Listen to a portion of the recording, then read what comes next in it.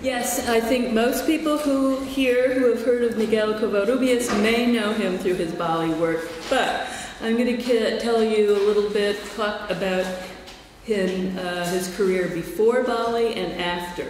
And I want to start with this quote because it encapsulates some of the more theoretical aspect of what I'm talking about today. So, in 1925, a man named Ralph Barton, who was an artist like Covarrubias, commented, "To be seen through so easily by a boy of 20 and by a Mexican, a national of a country that we've been patronizing for a century or two, an outlander and a heathen, was a bitter but corrective pill."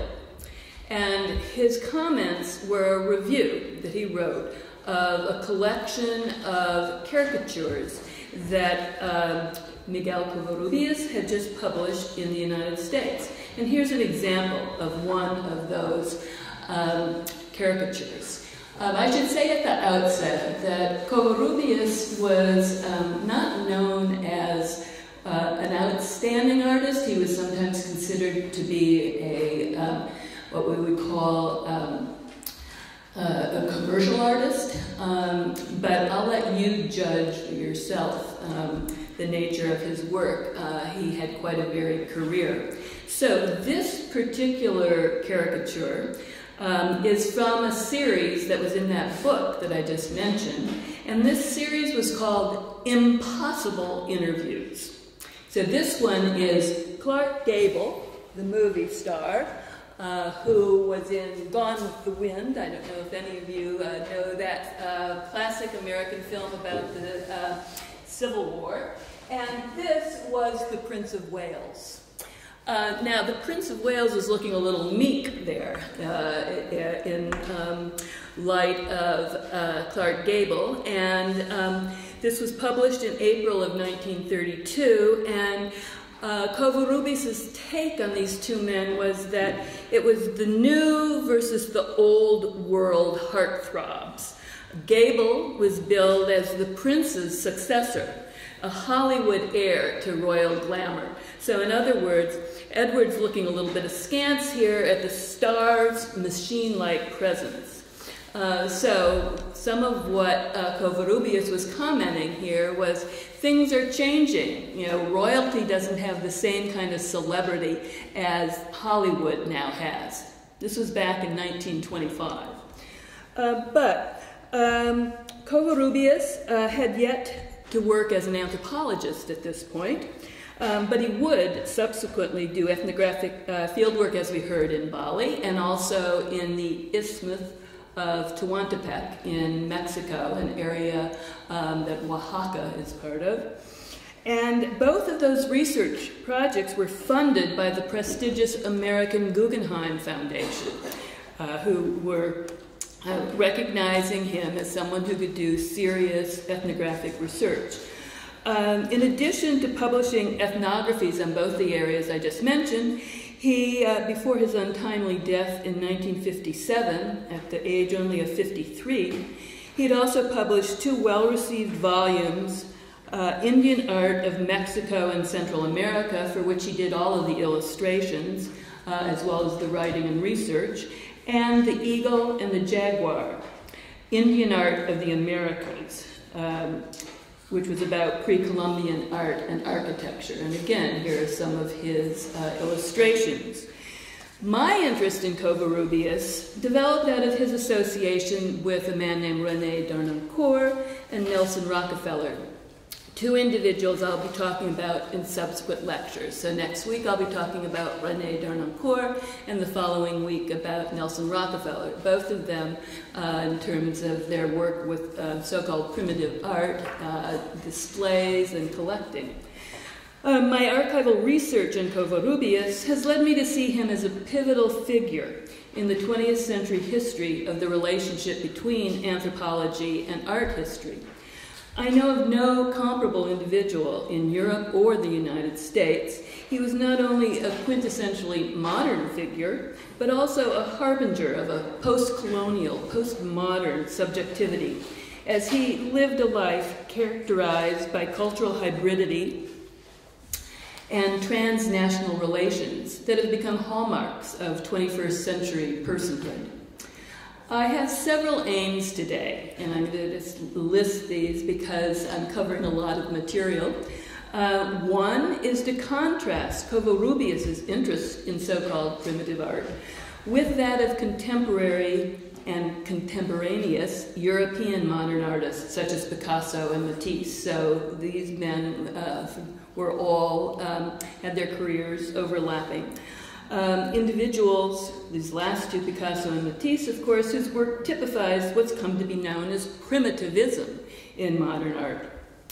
So, contrasting Covarrubias with these artists and their different interests in primitive art. A second goal is to suggest that the reasons for this difference relate to the fact that Covarrubias was Mexican.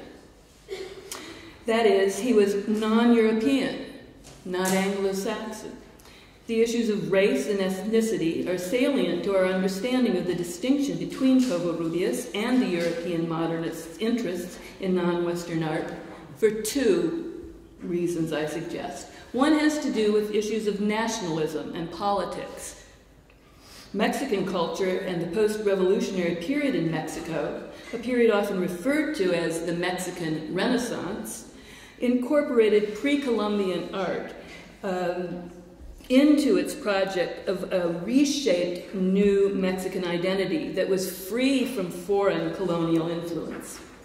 Secondly, Covarrubias became an anthropologist specifically because he was interested not only in the form and the aesthetic value of non-Western objects, but because he was interested in the meaning that they held to the people who made them and whose culture they were a part of. So these are some of the contrasts that I'm suggesting with the European modern painters. A third goal is that, in addition, using the example of Covarrubias' work on a series of murals he painted the 1939 Golden Gate International Exposition in San Francisco. These murals were called the Pageant of the Pacific. I'll be discussing his contribution to new ideas concerning the interconnections between Asia, the Pacific Islands, and the Americas that were based in his analysis of material culture. And finally, I intend to show how the Golden Gate International Exposition, one of the last colonial World's Fairs, you'll recall we were talking about a number of these that occurred in Europe last week. This was one of the last that was prior to World War II. And I'm going to suggest that it's an example of a Bakhtinian chronotope that I've been talking about. One of those moments, a spatio-temporal configuration that creates a fictive world in which new ideas can be experimented with and expressed in material form. Specifically, in this case, ideas about non-Western artifacts as art. So, in order to contrast Covarrubias' interest in non-Western objects with that of the European modern artists, I'm going to just very briefly kind of highlight things that I'm sure most, if not all of you, are familiar with. And one of the first is just the very term primitivism. So I'm using a quote from Robert Goldwater, who I've mentioned before, who wrote one of the first books to discuss primitivism in modern art. And he talked about the gradual awareness that primitivism in modern art is a gradual awareness resulting from the long presence of primitive art in Europe. And that presence was a necessary condition of its aesthetic discovery.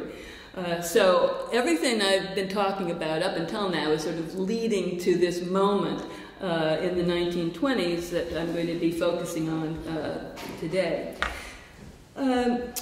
The time period I'll be talking about is this taxonomic moment, to use Clifford's term again, in the early 20th century when Westerners reconceptualized non-Western objects and renamed them primitive art.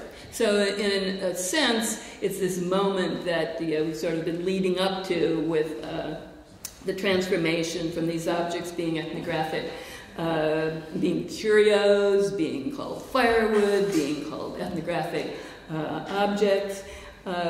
This moment in the 1920s is what Goldwater suggests is when these objects became known as primitive art. As we know, this transformation was more than simply taxonomic. It represented a new way of looking at, evaluating, collecting non-Western objects as well. The French first used the term primitivism in the 19th century to refer to artists whose work was influenced by earlier primitive European artists. So I'm going to give you a little history of this term. So they first used it to refer primarily to 14th and 15th century Italian and Flemish painters. They were primitive. However, the term primitive was also used to refer to the work of Romanesque and Byzantine art, as well as art ranging from such non-Western places as Peru, ancient Egypt, and Java. What this 19th century term did not refer to was the tribal arts of Africa or Oceania. That came later. These arts would enter the definition in question only in the 20th century. So by 1934, the term primitivism could be found for the first time in the American Webster's International Dictionary, where it was defined either as, one, a belief in the superiority of primitive life. So now we've come to kind of a philosophical, ethical idea of primitivism. And two, the adherence to or reaction to that which is primitive. And this was the meaning that Goldwater was using in terms of European modern artists and their interests in non-Western objects. We know, for example, that when Gauguin drew inspiration from oceanic art it was in terms of its expressive and spiritual qualities, rather than its forms, as well as the lifestyle of the Tahitians and Marquesans, among whom he chose to live. So for Gauguin, it was as much an escape from civilized life back in France that most appealed to him about the Pacific, as it was their art. So he had gone there. Here's a quote. He says, "The fact is that I am a savage, and civilized people sense this. In my work, there is nothing that can surprise or disconcert except the fact that I am a savage in spite of myself." So for Gauguin, this was an alternative to living bourgeois life back in France.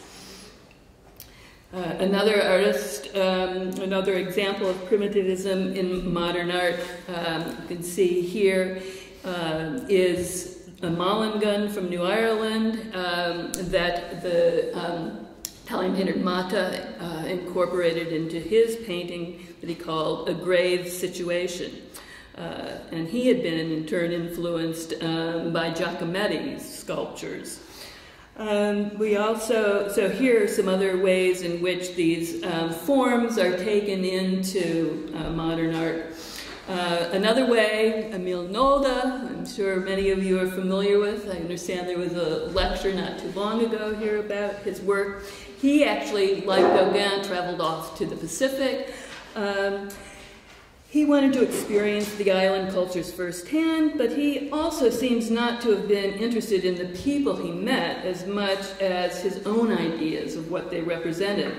Ideas that here he was particularly interested in their dancing, which had this very expressive forms for him. He'd originally been interested in these cultures from viewing oceanic masks and sculptures in German museums. Taking their cues from Gauguin and Van Gogh, artists such as Matisse, Vlaminck, André Derain began to experiment with new juxtapositions of color and form. So here we see a Derain painting of a dancer. And again, dancing was also a very popular subject because, again, it was expressive behavior. These artists, as Derain famously said, used colors like sticks of dynamite, leading a critic in 1905 to call them les fauves, or the wild beasts. The fauves were also influenced by primitive art, and in 1904, the painter Vlaminck saw his first African mask This allegedly is that mask, hanging on the wall of a bar in Paris.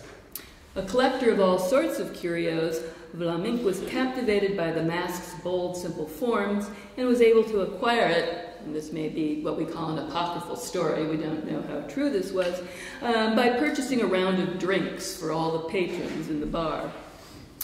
Matisse, too, collected African sculpture, purchasing objects in curio shops and at the flea markets of Paris.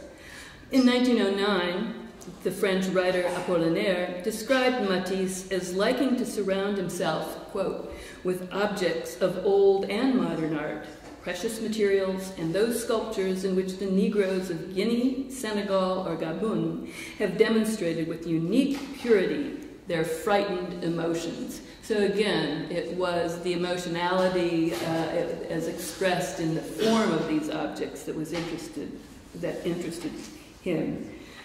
This painting, of course, might be represent the most famous connection between African sculpture and modern art, Picasso's Les Demoiselles d'Avignon, painted in 1907, not long after his visit to the Trocadero Museum. So here we've got the Trocadero. As we know, the museum's collection of ethnographic art had been in Paris since the 1880s. This gives you an example of what their collection, how they displayed their New Guinea artifacts at the Trocadero. So these artifacts had been there since the 1880s, but it wasn't until a quarter of a century later that avant-garde artists there were ready to appreciate the art of Africa and Oceania.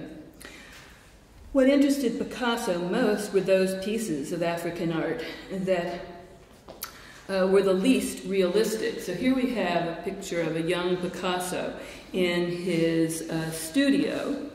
And you can see that there's some African art as well as, I believe that those are objects from New Caledonia on your left, my right, I guess.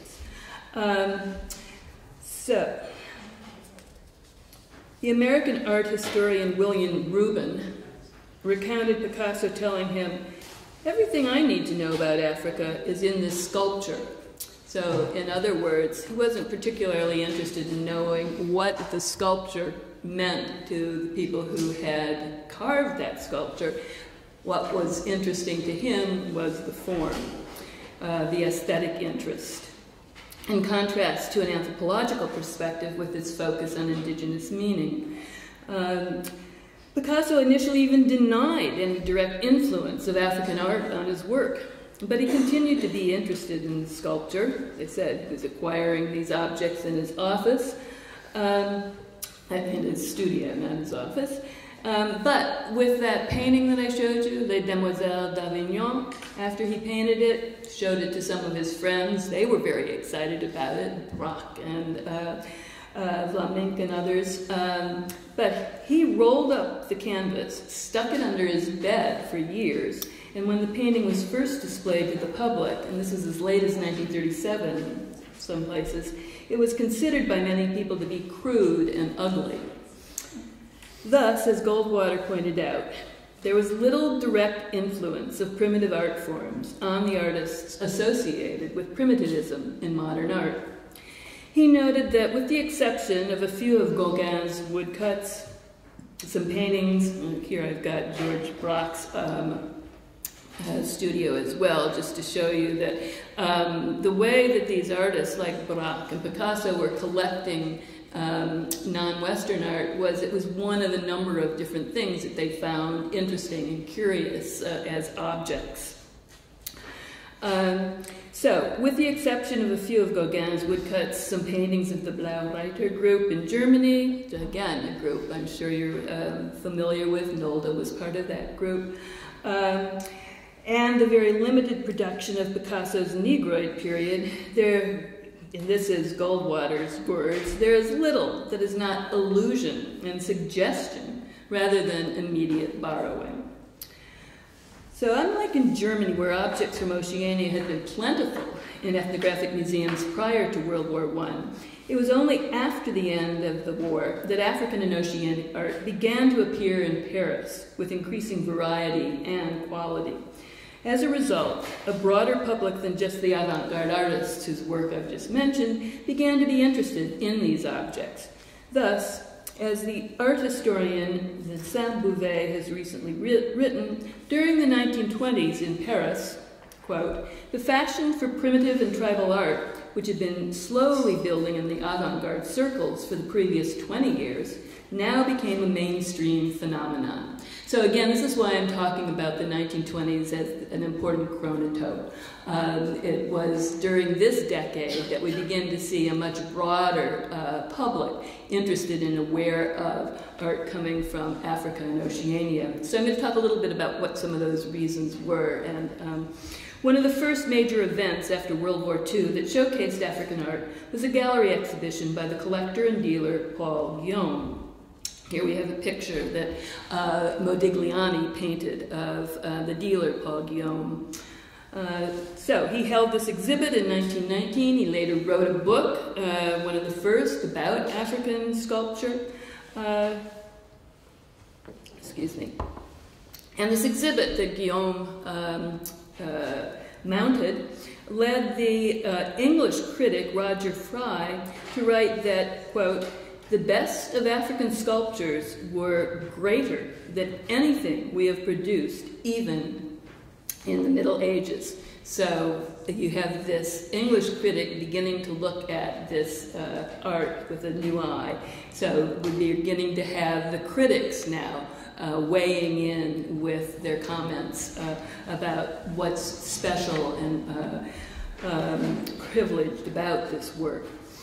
Later, in conjunction with the 1925 Exposition Universelle des Arts Décoratifs et Industriels Modernes, and here are a couple of posters from that 1925 exhibition, which introduced Art Deco to the world. Not Art Deco, sorry, Art Moderne. In conjunction with Guillaume organized a social event that featured American jazz musicians. They were plentiful in World War they were plentiful in Paris after World War I. In other words, there had been quite a few Americans, African-American Americans who had come over to fight World War I, and many of them found Paris a very congenial place to live. And those of whom were good musicians found that they could perform in Paris. So, American jazz musicians were popular and American dancers. So, Guillaume had organized an event. His was called La Fête Nègre, and it then led to more performances, and the Revue Nègre was born. At the Folies Bergère Theater, and again, here's a name that many of you may be familiar with. This was Josephine Baker. Now, the soon-to-be famous Josephine Baker, when she first came over from the United States, she had been performing in Harlem in New York. She was not well known as she was to become. It was the French who made her famous. The sets for her review were designed by one Miguel Covarrubias, a young Mexican artist who had been working in New York City. Covarrubias had already made a name for himself in New York. I showed you his first book. But he also made a name for himself by paintings and drawings that he had published in popular magazines like Vanity Fair of Negro life in Harlem. So here's one of his drawings of dancers up in Harlem. Baker's performance in the rage for jazz in Paris coincided with the Harlem Renaissance across the Atlantic. Some of you may have heard this term too, referring to this period of time in which there was an efflorescence of African-American literature, music, and art that was blossoming in Harlem, which is the traditionally black section of New York City. And Covarrubias had chronicled a lot of the activity up in Harlem, and these transatlantic events contributed in France to what was called La Tumulte Noire, a craze for all things related to Africa and Oceania. So they used the term, the French term La Negra also included Oceania as well as Africa.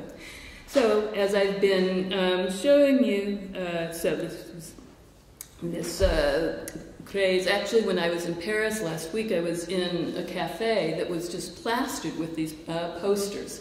So you still see a lot of vestiges of this period of time in parts of Paris today. Galleries, collectors, artists such as the American photographer Man Ray, who had come from the United States, was living in Paris at this time, made some very famous photographs. This one was done in about 1925. Oops. Here's another. I just happened again to notice when I was in Paris that starting the 25th of June, the Musée Quai Branly will have an exhibit on the invention of primitive art. So this is a timely topic.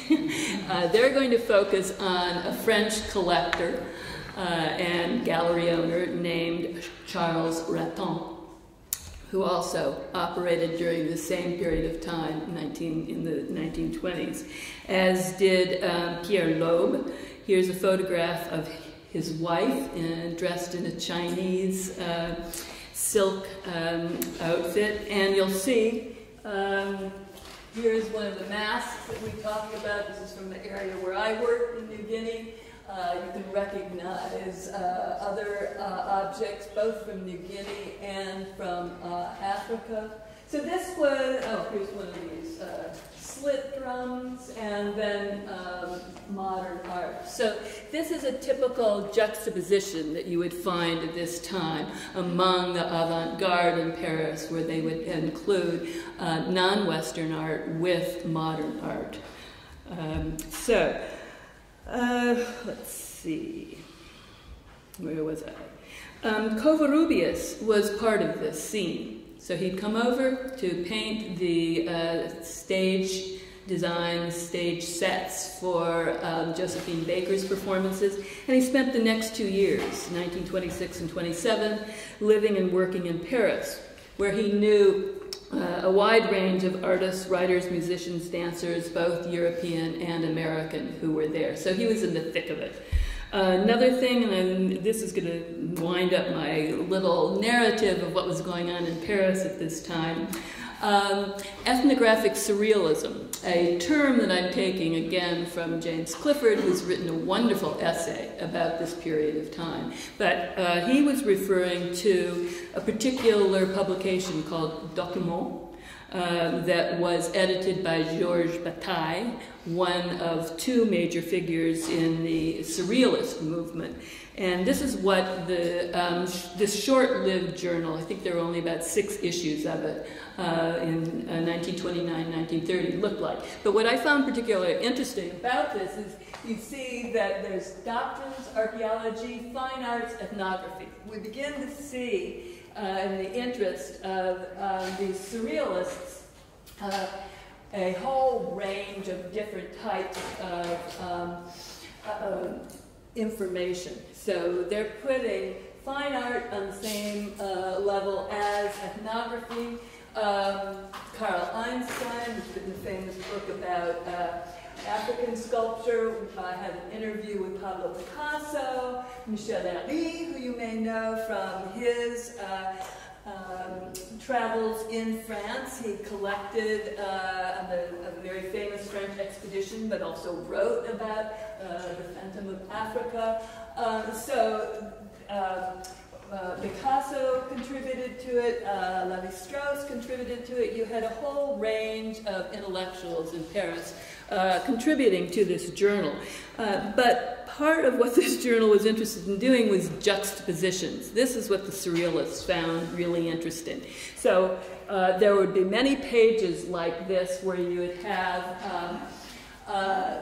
art from Mesoamerica with fine art from Baroque period. We've got some more Mesoamerican with pottery that was being made down in the south of France that would be considered folk art. So not only were they interested in juxtaposing all these different styles, and it was, you know, the juxtaposition that was of most interest to them, they also liked to juxtapose Hollywood with Native American cultures as well.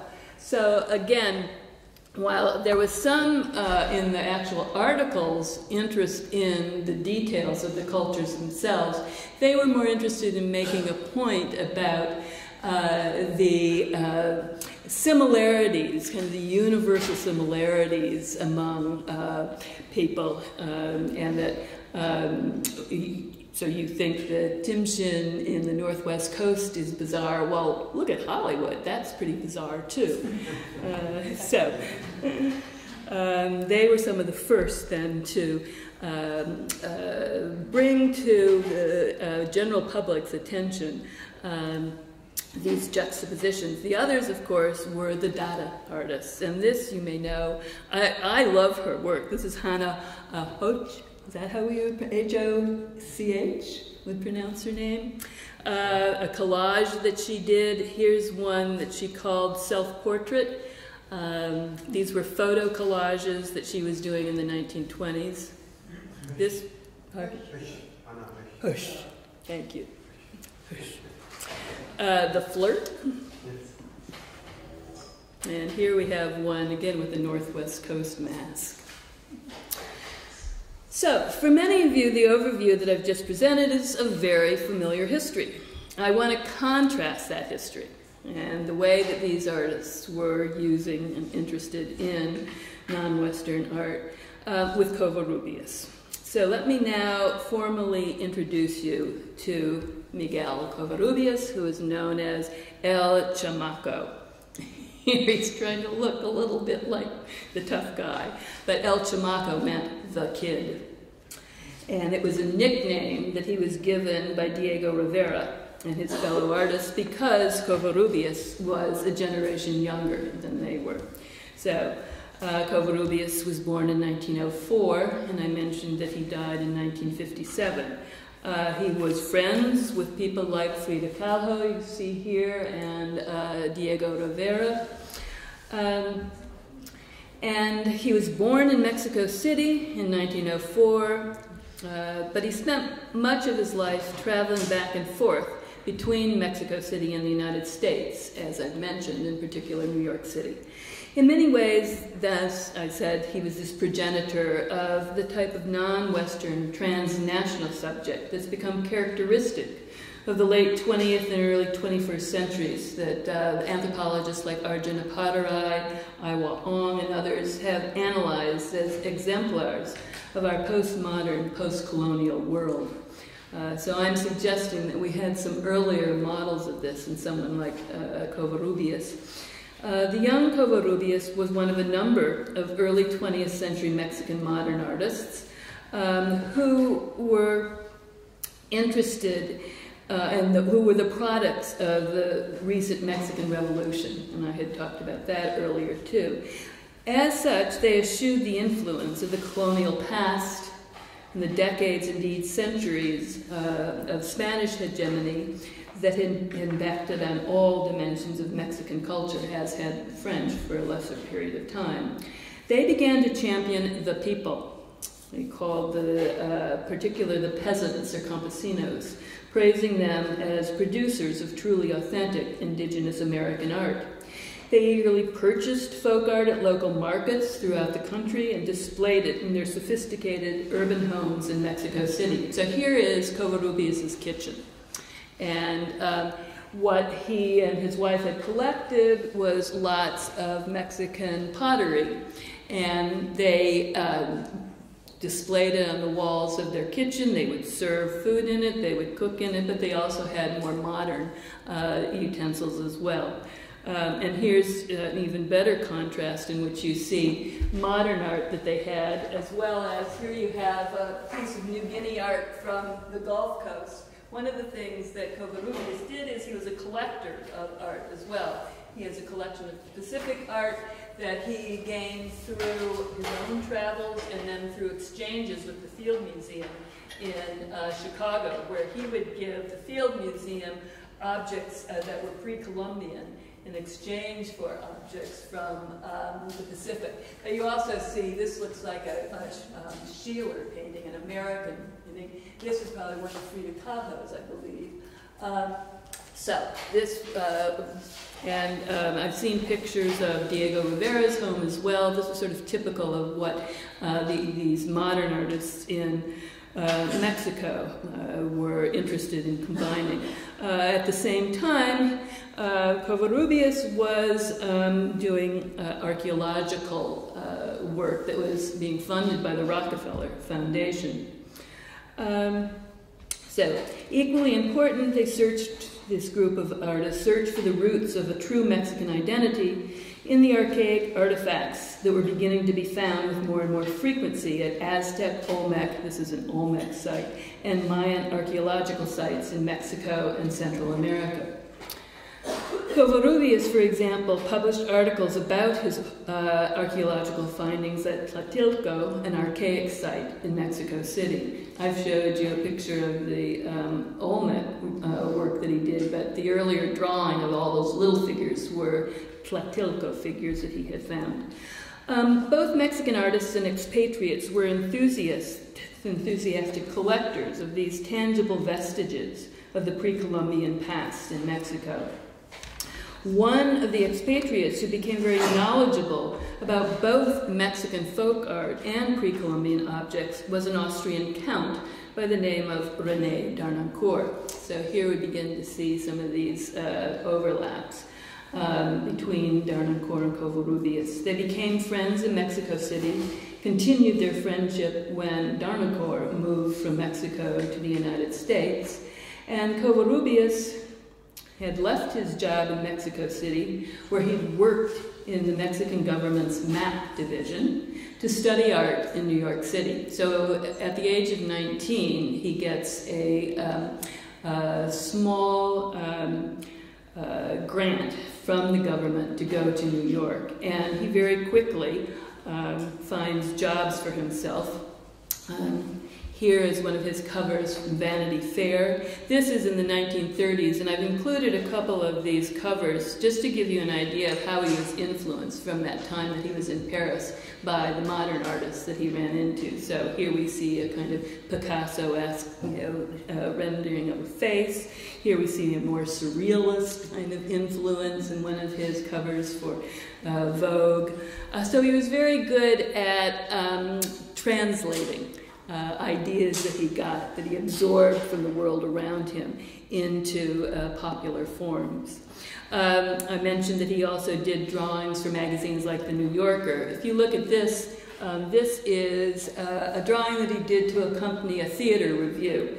And you may not have heard of these American actors and actresses, since it's from the 1920s. This is Alfred Lunt and Lynn Fontaine in a play that was called Idiot's Delight. And this was from 1936. And the play was a comedy about a couple who found each other. They're in Italy during the time of the rise of fascism there. So that's why you see the plane and the bomb. So one of the things about Covarrubias' work was that it was also political. He wasn't just doing all of the celebrities, but here is one of his drawings of Franklin Delano Roosevelt and another of Hideki Tojo, the Japanese general and statesman who became Prime Minister of Japan in 1941. And who was then responsible for the bombing of Pearl Harbor. Pure jealousy may have been the motivation underlying that quote by Ralph Barton, remarks about Covarrubias that I mentioned at the beginning of my talk, because once he had arrived in New York, Covarrubias very, very quickly made a name for himself as an illustrator. And the editor of Vanity Fair was especially taken by Covarrubias' drawings and used his work extensively during the 1920s and 1930s. But I'd like to think back to those quotes of Barton's because they also shed a lot of light on prejudices that mainstream Americans felt in the 1920s and expressed. They didn't just feel these, they were willing to have these go into print about Mexicans and other Latin Americans during the 1920s.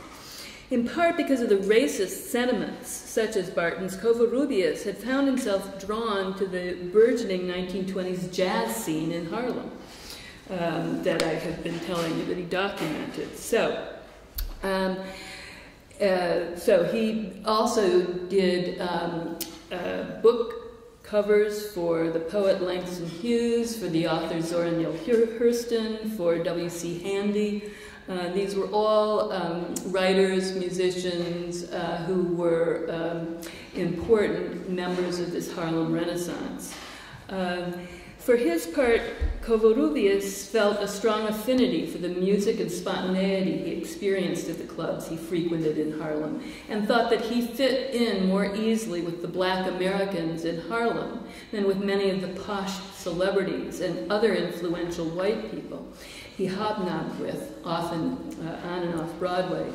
When some of his drawings of African Americans dancing and performing in Harlem were featured in Vanity Fair in the mid-1920s, and this is one of them that I'm showing you here, it was the first time that pictures of black Americans had been published in a mass circulation magazine. So he was also breaking through another not taboo, but certainly there had been a restriction on showing African Americans in these popular magazines. And this title, Enter the New Negro, was exactly the title that Vanity Fair used along with his drawings. So the article helped popularize the Harlem Renaissance and inspired a growing number of middle and upper class white Manhattanites to venture up to Harlem. So again, what I'm hoping to do is, you may have heard bits and pieces of this history, what was going on. There's a famous movie you can get probably easily around here called Cotton Club that talks about this period of time. The reason why this idea of the new Negro was so important, I have a quote. Vanity Fair proclaimed, "Exit the colored crooner of lullabies, the cotton picker, the mammy singer, and the darky banjo player, for so long overexploited." Let's see if I can get the rest of my quote here. Sorry. And enter the new urban American Negro. So what Covarrubias was helping to do was to familiarize mainstream American public with a different image of African Americans, with the urban Afro-American who lived in Harlem. So it was these pictures that helped give Americans another idea of, different from all the stereotypes that I had just read. In the early 1930s, Covarrubias married, and here's his wife, and what's particularly interesting, I think, about this is his wife was American. She was from Los Angeles, and her name was Rosa Cohen. Rosa, whose father was Scottish and mother Mexican, had been born and raised in Los Angeles. She became a professional dancer in New York, and she changed her name to Rosa Rolando, which she thought was far more exotic and suitable for her dark complexion. The newlyweds had spent part of their honeymoon in Bali, Covarrubias' first experience with an island culture in the Pacific. Enthralled by the Balinese people and their rich artistic culture, he applied for and received a Guggenheim Fellowship to study Balinese culture and the role of art within Balinese culture. So here he is, and it was very interesting to me to look at his field notes on Bali, because he spent almost 2 years in Bali. He learned Balinese, and those of you who have worked in Indonesia know that Balinese is different from Indonesian or Bahasa Indonesia. And that he spent hours recording texts. And Rosa was a dancer, so she danced with the Balinese dancers. She became a photographer, so the book that he published included a lot of her photographs. Here he is talking with Balinese men about various rituals. He spent time also doing drawings just of everyday life. Here are some Balinese women selling food at a little roadside stand. He did a lot about dancers. So it's actually both the Library of Congress and the University of Texas, Harry Ransom Center, have all of his Balinese material there, all of his notebooks. He then published a book, The Island of Bali, in 1937, and harking back to his earlier training as a map maker, Covarrubias had also drawn a detailed map of Bali that was included in the front and back inside covers of his book. The book was a popular success. It was so popular that it engendered a small fad in New York City for all things Balinese. So here's one of his paintings, and here of Balinese procession, and here's the cover of Vanity Fair. That they asked Covarrubias to draw a painting for the cover and to talk about Bali and department stores. A colleague of mine has written quite a bit recently about the importance of department store windows in relationship to the display of primitive art in New York, and I'll be talking some more about that next week when I talk about Darm. But here is a shop window that Covarrubias was asked to design, and in it you see Bali prints by Covarrubias. So these were clothes for the fashionable New York woman to be wearing in the 1930s. This was a store called Frankfurt and Marshall, and that procession that I showed you, the painting before, this is one of the offerings that would have been brought to a temple festival. So we can see very quickly how the commercial aspect of magazines as a form of popular culture, department stores as means of selling items, were rapidly incorporating ideas from other cultures, and Bali in particular.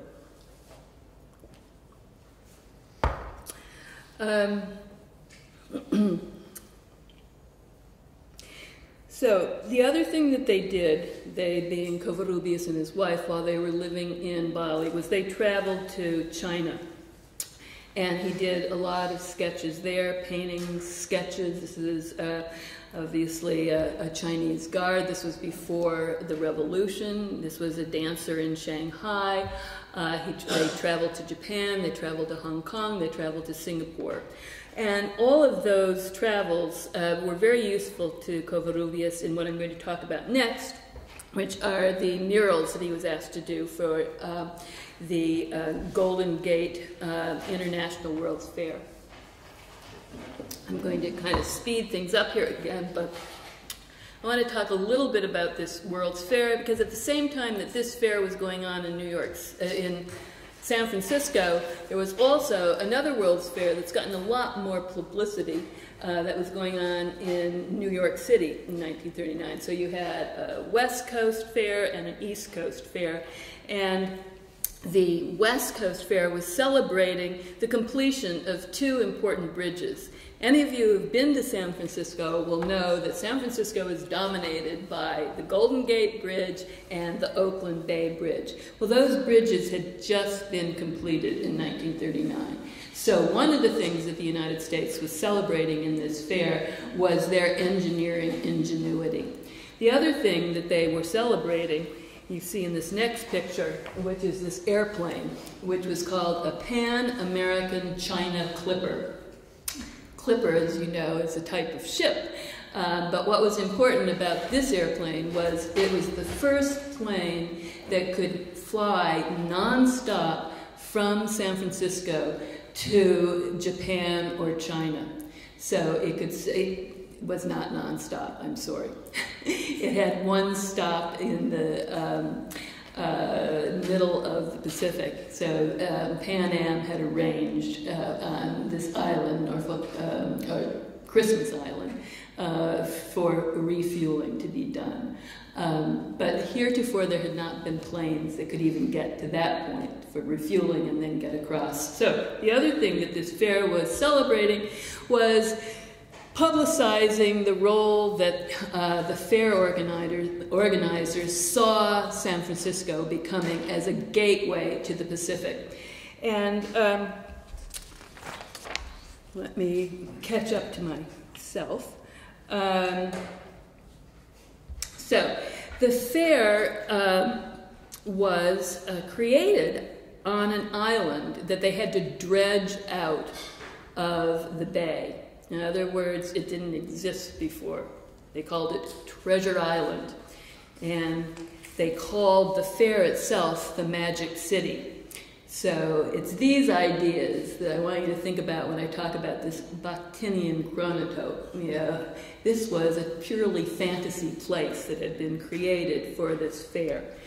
The theme of the fair was the pageant of the Pacific, and the fair's designers drew on the monumental architecture of the archaic cultures found around the Pacific Rim, blending, and here's a rendition in a poster, blending Mayan, Incan, Malayan, and Cambodian architecture to create a new art style named Pacific Unity.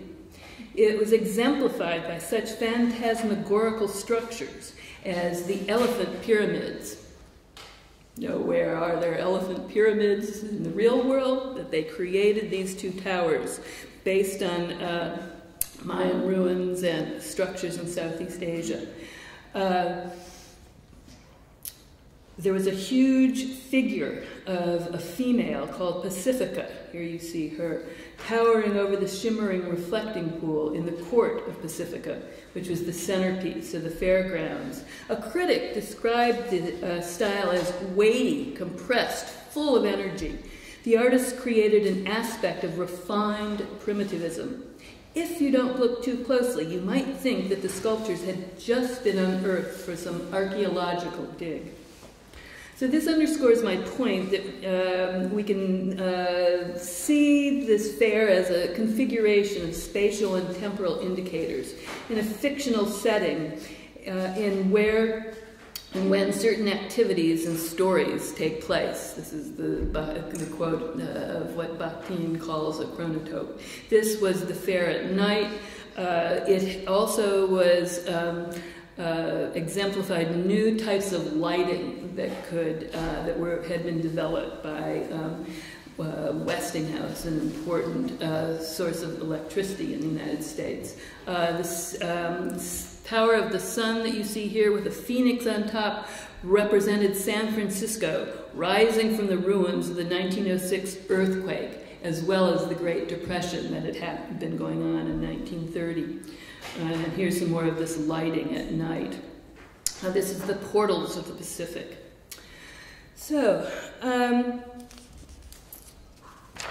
ironically, of course, soon after the fair ended, the Japanese bombed Pearl Harbor, and any hopes for Pacific unity was utterly dashed to pieces. Treasure Island became a military base for airplanes taking off to the Pacific theater of war, rather than a commercial airport, which is what they had originally intended it to be. But let's go back to the fair itself, and it was originally the idea, I said, of a group of well-connected businessmen and professionals. They stressed the idea of trans-Pacific connections, as I said, because of Pan Am Airway, which was based in San Francisco. And they wanted to introduce the people of the United States to the many new cultures in the Pacific region. They were hoping that people would begin to travel there, would begin to engage in business there. So the ideological centerpiece of the fair was a building called Pacific House, where entertainment, dances, musical performances from countries throughout the Pacific Rim would be held, and where people could learn about the interconnections among the different cultures of this vast region. Underscoring the economic and political intentions of the exposition, the president of Pacific House explained that this building was more than just a building, it was also a group of people who would like to see more goodwill and trade throughout the Pacific. And there were individual pavilions from, let's see, there was Japan, China, Korea, Philippines, all around Pacific House, as well as Mexico, Costa Rica, Panama, Guatemala, Ecuador, Peru. So they were including what we now, in the United States at least, refer to as the Pacific Rim, both the Americas and Asia. The Pacific House president had expressed the hope that friendship and understanding between the nations of this vital area could be the residual benefit, and for that reason, he said they asked Miguel Covarrubias to paint a series of murals on the walls of Pacific House. So here's Miguel Covarrubias, his wife, and it's like a Japanese individual in front of one of the murals. So I wanted to give you a sense of the size of these murals. They were huge.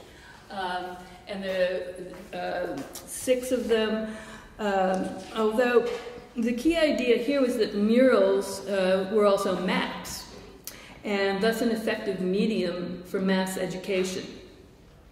Images, rather than words, were the means through which the masses were to be educated about the geography, economics, and cultures of the Pacific Rim, since images conveyed information without the constraint of language. Pictures were believed to be a universal language, understood by all.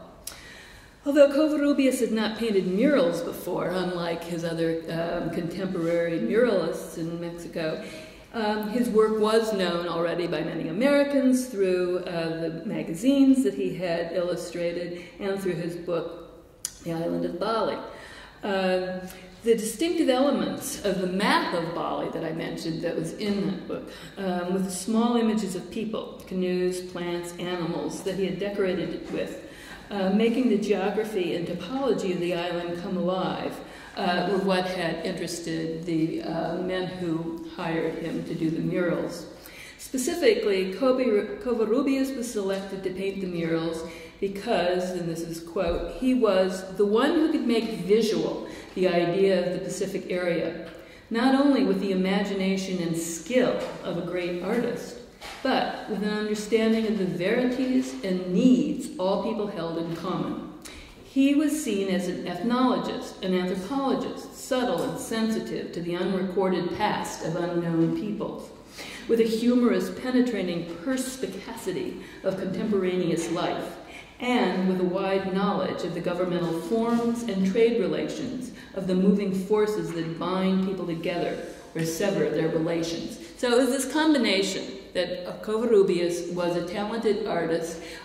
He could do maps. He demonstrated that with the Bali map. As I mentioned before, he started out making maps for the Mexican government, and he was seen to be an anthropologist, someone who knew something about the cultures of the Pacific. For his part, Covarrubias had to overcome his initial hesitation to take on the project because it would conflict with his new ethnographic research in Mexico. However, an old friend and former Minister of Education in Mexico, Moïse Sáenz, reminded him that the murals gave Covarrubias an opportunity to promulgate his ideas about the unity of the cultures of the Pacific. So now I'm going to talk some about what was Covarrubias' motivation in painting these murals. He conceived of them as 6 mini lessons in anthropology, an educational depiction of sociological truth through art. And the topics that these 6 murals covered, I included this picture of that plane again because to refer to the men who were interested in hiring Covarrubias and their commercial interests. Here's Covarrubias in front of one of the murals, and here are representations of the 6 murals. So the first one here is is Flora and Fauna of the Pacific. And I have some details of this to let you see. So these maps actually did have some detailed, in this case, geographic information about different climates in the Pacific. You see the key there. So if you wanted to study these maps, you could. I chose this detail because it's New Guinea, and you can see how he had represented the bird of paradise there, over here, and we've got, well, he didn't put it right in New Guinea. He took some liberty as to where he put these things. Cockatoo, we've got the kangaroo down in Australia. Another topic was transportation, and what you'll see here is he was including both old forms of transportation, so outrigger canoes, as well as new forms with that plane that I've talked about 3 times now, flying across. So he was incorporating both the past and the present in these maps. Another topic was the economy of the Pacific. And for the United States, if you look over here where Los Angeles is, you have a film reel and oil well. Here you've got pineapples in Hawaii. So you get some idea of the variety of different types of economies. Again, manufacturing, technology as well as more simple technologies. Types of houses was another mural, and people of the Pacific. So here's some close-ups of individuals, both from Easter Island and also from Southeast Asia. So I'm going to give you some examples. He did very detailed sketches of each of these figures. He spent quite a bit of time doing preparatory work for these maps, and he felt that he alone didn't know enough to do these maps. So he consulted with anthropologists at Berkeley, including Dr. Alfred Kroeber and Dr. Walter Goldschmidt at the University of California, Berkeley, Dr. Erna Gunther, who was at the University of Washington. She was a specialist in Northwest Coast cultures. And he consulted with the geographer Carl Sawyer, who was also at Berkeley. So this was a joint project. He was responsible for the painting of the murals, obviously, but the knowledge and the decisions as to these figures and who would be representing what was a work that was a joint decision with these other anthropologists. Significantly, the Pacific House president also commented that Covarrubias' race gave him a sympathetic understanding of the peoples and lands of the Pacific Basin, voicing a not uncommon and racist sentiment at the time that some races had closer affinity towards one another than others, based on such superficial traits as skin color, hair type, or physiognomy. The president implied that because Covarrubias was Mexican, he had a greater understanding of the other non-white peoples of the Pacific Basin. However, rather than any mysterious racial affinities, Covarrubias' notion of cultural similarities throughout the Pacific Basin was instead based on empirical evidence. His travels and his archaeological and ethnographic research, as well as the research of others. So I've mentioned the anthropologist at Berkeley, and also he was greatly influenced by Boas's work. The Mexican muralist Diego Rivera was also asked to paint a mural for the exhibition, of which he said, "My mural is about the marriage of the artistic expression of the North and of the South on this continent. I believe in order to make an American art, a real American art, this will be necessary, this blending of the art of the Indian, the Mexican, the Eskimo, with this kind of urge which makes the machine, the invention, and the material side of life, which is also an artistic urge." the same urge primarily, but in a different form of expression. Although there's much to say about this quote of Rivera's, I want to simply point out now that, like Covarrubias, Rivera shared the similar goal of demonstrating the validity and importance of a unified pan-American art, distinct from that of Europe. However, Covarrubias extended these connections to the Pan-Pacific region as well. So here are a couple of more, or one more of Covarrubias's designs. There's one other aspect of this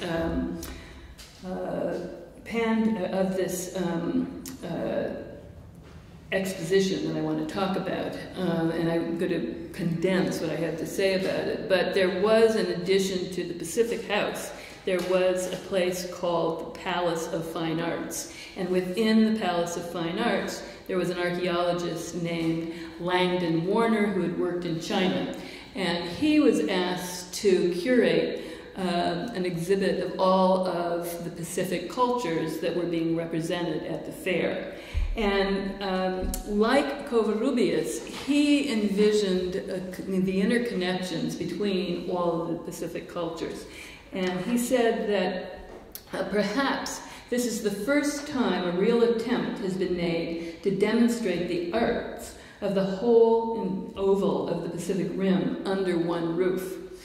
And as the exhibition included objects from China, Southeast Asia, Japan, the northwest coast of America, the Pacific Islands, South America, and Mesoamerica. So here, for the first time that I'm aware of, was an exhibition that blurred the boundaries that had previously separated objects from Pacific cultures into either ethnographic artifacts or fine art. So the high civilizations of Japan and Korea and China were being included with all of the small South Pacific islands, as well as the cultures of the northwest coast and Mesoamerica, South America. So reinforcing the unity of the Pacific theme, Warner pointed out, no one single ethnologist, nor even any art historian, has yet conceived these different crafts and impulses, these high and low civilizations, in their large unity as they are presented here. He concluded by saying, there comes in the end a sense that Asia and Australia and the island peoples, with our own Americans together, comprise a body of thought that is not now or ever has been known in Europe. Well, that, of course, is a provocative idea, given that the Europeans had known for many centuries, given all about the peoples and cultures of this region. However, the objects on display in the Palace of Fine Arts, this included an enormous lintel from Cambodia, another from 7th century China, and yet another from the jungles of Guatemala, were material manifestations of variations on similar themes. The idea that Warner expressed in his introduction to the Pacific Cultures Exhibit catalog were reiterated visually in 2 dimensions in Covarrubias's Pageant of the Pacific Murals. So I want to conclude now. Following Edward Said in Culture and Imperialism, I've been interested today in how diverse cultural formations, such as l'art nègre in Paris and the Harlem Renaissance, modernist primitivism and a Mexican nationalist interest in folk art and pre-Columbian artifacts, how Americanist archaeology and anthropology, as well as the Golden Gate International Exposition, so contrasting an academic scholarly formation with a popular culture formation, how these emerged and articulated with one another in the early 20th century, causing the taxonomic transformation that led to the development of the Western categorization of non-Western artifacts into objects of art. I've also focused on the contrast between the type of interest in non-Western art shown by modern artists such as Picasso, and I admit I just gave you a really, really brief overview of these artists' interests, and that of Covarrubias, albeit for somewhat different reasons, the archaeologist Warner, too, were interested in the origins and meanings of non-Western objects themselves. Both believed that such objects were inherently forms of art equal in value to Western art. Recognizing their work and ideas contributes to a more complex narrative and understanding of the role that anthropology played in the transformation of ethnographic artifacts into art. Warner, an Anglo-American archaeologist, appears to have had purely scientific interests in mind in his desire to broaden the category of what kinds of objects were considered to be art. Covarrubias, on the other hand, represents a more complex intertwining of political and aesthetic motivations. On the one hand, his initial interest in non-Western artifacts was largely the result of the intellectual and political milieu he grew up, living in post-revolutionary Mexico City. On the other hand, though, as an artist himself, he was fascinated by the forms, as well as the meanings and motivations behind the arts and rituals of places seemingly as diverse as Bali and the Isthmus of Tehuantepec in Mexico. And then I've tried to show how a popular form of mass entertainment, such as the Golden Gate International Exposition, whose purpose was undoubtedly political, economic, like every other event of its genre, could, however, also provide a space where new scientific as well as aesthetic ideas about the unity of the Pacific could be promoted. Although in the short term, the type of commercial and political unity of the Pacific that the exposition's organizers had in mind, unfortunately did not come about, in the long term, Covarrubias and Warner were more successful with their aims and beliefs. So, thank you.